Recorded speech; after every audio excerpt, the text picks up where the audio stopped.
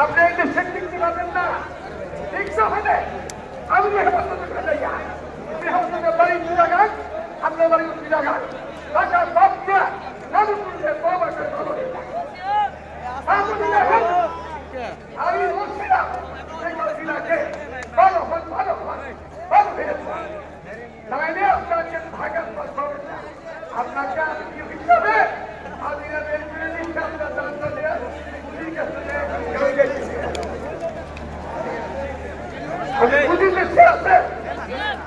আপনি উঠতে বলছেন আপনি হাসিনার মতো হয়ে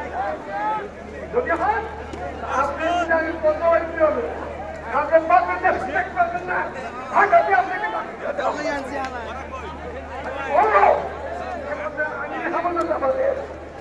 যদি